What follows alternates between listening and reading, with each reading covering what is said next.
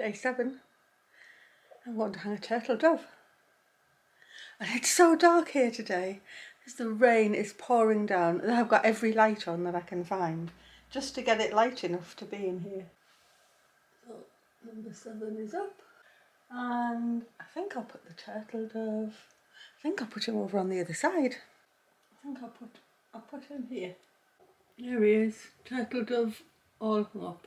I'm here today with a lovely tutorial for how you can make your own handmade fabric crackers. Totally reusable, totally customizable.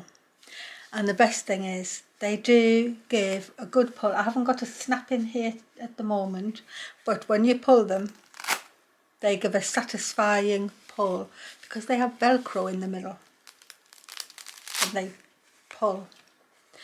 And I cannot take any credit for this pattern because I found it last year. I've made my own crackers for quite a few years. I used to make paper ones, then I was making fabric ones that you just opened one end up. And then last year I happened upon this lady's blog, and she is called So Easy Quilts, and I'll put a link to her website that I found this pattern on. I do make them a little bit different to her, but hers was the absolute best cracker tutorial that I found, and I was running these up quite quickly because I had all the stuff that I needed. What I put in these is a hat, so I make the felt crowns and then I roll them up tightly, and because they are felt they do take up quite a bit of room, so you need to be making a decent width of cracker so that they can go in. And we put a cracker snap in and a joke, and then usually a chocolate. So for these I'm going to show you how I made these, and by all means go and look over on the So Easy Quilts for the way she did them too. So I am using, you need thin cardboard that you can roll up quite easily, and the sizes that I came to use are about 6.5 inches, 17 centimetres long, and 4.5 inches or 12 centimetres wide. And I feel that's just the perfect width that when you roll it up and put a bit of sellotape on there, it's actually still big enough for you to get your hat in and a little present or a chocolate. So that makes the barrel. And then the two ends, you also need some cardboard to have something to hold on to. And so for the two ends, I've used the same 17 centimetres, 6.5 length, but this time just about 2 inches or 5 centimetres. And then you need a piece of fabric, so I'm using this 12 Days of Christmas fabric. And for the body of the cracker, you need a folded over piece.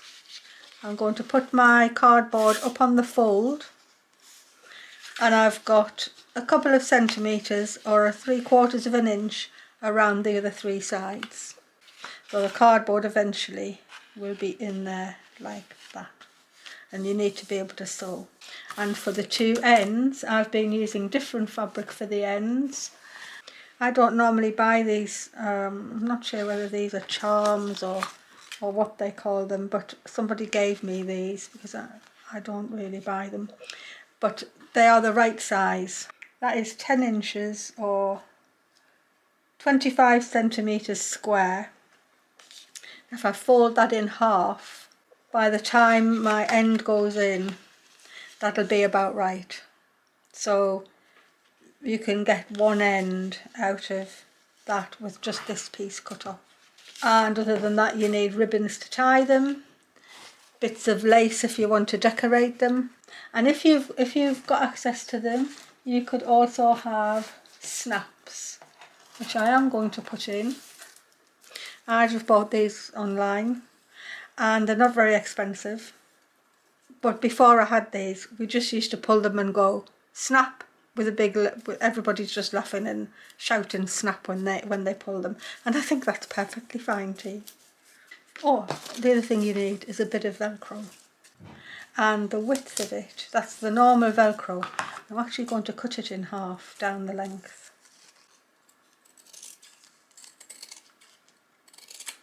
Because you don't need the great big piece.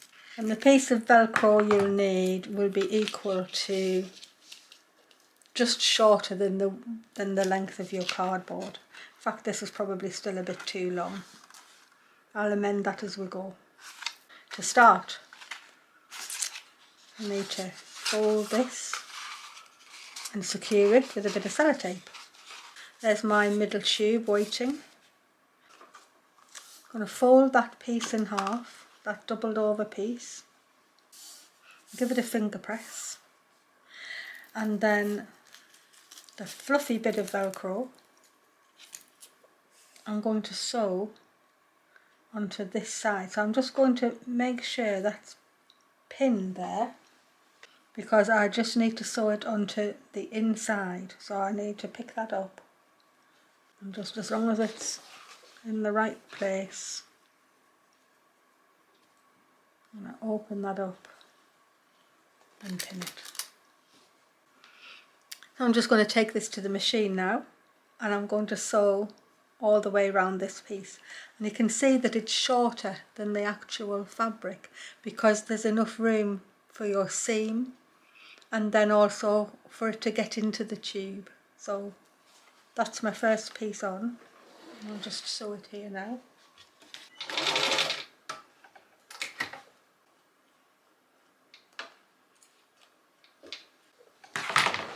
So that's the first piece on. So the second piece needs to go at the other side. So the way to do that, I'm going to measure with the cardboard tube that the tube will be up inside there, and here is where the other end is, and I can finger press that. I'll finger press that in. So I know that that will be the other side of the tube, like that. Obviously on the inside, not the outside. And so my other piece of velcro needs to go here. And now that the two velcros are on, we need to sew this whole thing into a tube. And this is important to get it as snug but not too tight. So I think the easiest thing is to just put your tube in the middle, pinch the fabric together like that, and know that you're giving it a little bit of wiggle room. If you put it too tight, you're not going to be able to get the tube in. So you need to go back till you've got a bit of wiggle room and you know that you can get the tube in and out. You can put a pin in, and I'm going to sew from that pin in a straight line right the way down the tube. So now we're ready to put the whole thing together, with the barrel bit together.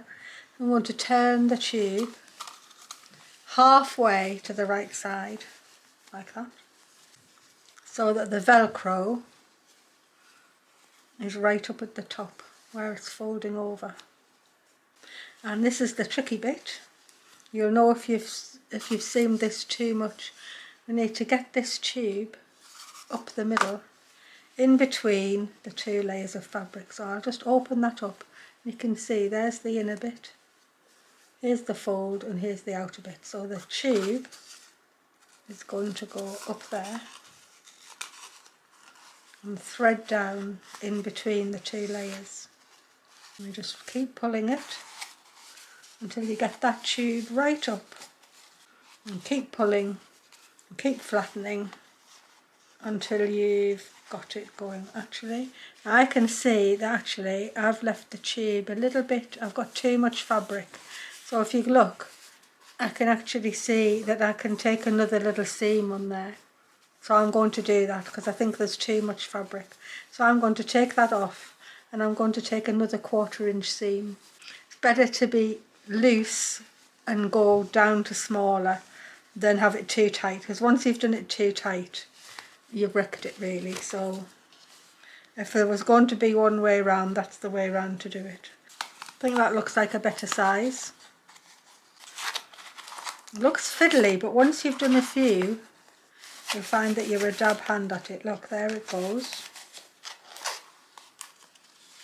and pull it down until the velcro that was on the fold is right up near the top of that end, and the other piece of velcro is down at this end. And so the next thing is to fold this excess, this raw edge in, pull the inside over the top, and I just hem stitch this. So take your time and get it as neat as you can, because it all adds to the final look. It doesn't matter if there's a little bit of creasiness going on in there. What's important is that your outside is as smooth as you can get. And it's really easy to keep slip stitching around here. You just take a little bit off the outside and then a little bit off and on the top of the velcro. The main thing is to keep smoothing the outside down so that that velcro at that end stays in the right place and you have a lovely smooth outside. Put in the last couple of stitches in here because I've gone all the way around and back to the beginning. Now the two ends are just about the same method, except you need the hook part of the velcro to go on the other side. And so to find out, because obviously the circle that fits in there is smaller than what this was, the easiest way is to take your piece of hook velcro that matched that when you cut it and press it on all the way around and really press it in like that. And obviously it will be shorter, so if you cut that so that you know that it's the right size. In fact, I'm going to trim a little more off that, and then you can take that out, and you can now use that piece of velcro to measure how big your fabric needs to be. And I'm just going to use this square that's folded in half, and I'm going to finger press that, and I'm going to sew this bit of velcro onto that fold with enough fabric to leave myself a seam. This will get cut off, but I don't know the width yet. And now that I've got the velcro on, I've left a good seam allowance here. I'm going to cut this one off and leave the same good seam allowance. So now that I've got that velcro centered, I'm just going to use that full width of that square, folded in half, and I'm going to stitch down the full length, just like I did for the tube. I'm going to give the velcro just a few millimeters extra because I know that velcro was the exact right size to fit inside the tube. And turn this one right size out, just halfway again. I take this, and I'm not going to sellotape it because it's easier to make it smaller, thread it over the inside and get it up inside here. It's easy to do it if it's smaller. And that little tube has to go right up to the top, and you'll find that it'll open up just quite nicely and you don't actually need to sellotape it at all. I'm going to turn that bit in and slip stitch that closed all the way round. That's one end done, and you just have to do the exact same thing with another piece. I've brought my white mat in so I can show up a little bit better. And so to put it together, you really just need to put your fingers in and get the velcro attached nicely all the way round the side. You'll find that it just goes in quite nicely, especially if you've done that measuring beforehand. So before I fill it, I'm going to put a snap in, and I put my snap in, and I actually found that the best way was to use a little bit of masking tape. The thing is, if you don't have a snap, they're still good crackers. We enjoyed them even before I started getting the snaps, because we just used to shout snap when we did them. And I just put that bit of masking tape onto the inside of there, And then when I put them out, I put the masking tape to the top so it can't be seen. And then you're ready to fill up. And then I buy some chocolates, like individually wrapped chocolates, and we put a chocolate in, and then we put the hat in, because you've got to have a nice hat. I don't even think I need a tutorial for these hats, but I'm just going to show you what I did. The main thing is to have a ribbon that's long enough to go around your head and tie in a bow. And then you can use whatever felt you've got. Felt's easiest because you don't have to hem it.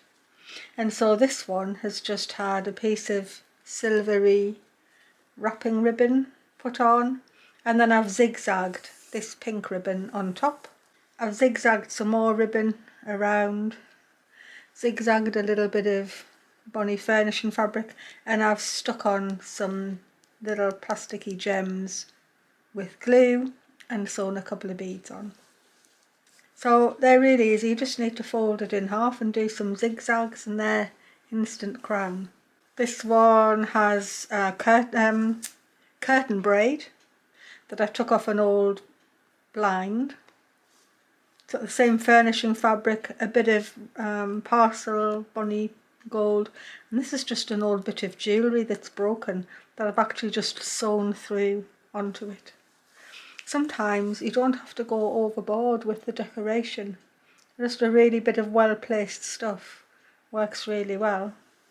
So the thing with having a big enough barrel is that I can take one of my crowns and roll it up quite tightly because it needs to get in there. I just roll them up, and I put that in there before the chocolate and before the cracker jug. Well, once that's in there, I have to keep a hold of the rest of the snap, and the other side comes over the top of the snap. Put the other side on top and get it velcroed on. Masking tape that in as well. The last thing to do is put your ribbons round and tie the cracker ends up. And that's it done. And the cardboard in the ends makes them look really super. And if you want to decorate them more, you can go as far as you like, but you don't have to. But the best thing is that when you get hold of them and you pull, there's enough of a resistance because of the velcro that you get a very satisfying pull, and you get the snap. And then out comes your chocolate and your lovely hat ready to put on. So I think that is the absolute best homemade cracker that you can do. And of course next year you just refill them and put their ends back in, and they're ready to go again. Anyway, bye from Marion's World. Like, subscribe, all the other things that everybody's supposed to say, and I'll see you tomorrow with probably another crafty make. Thanks everyone.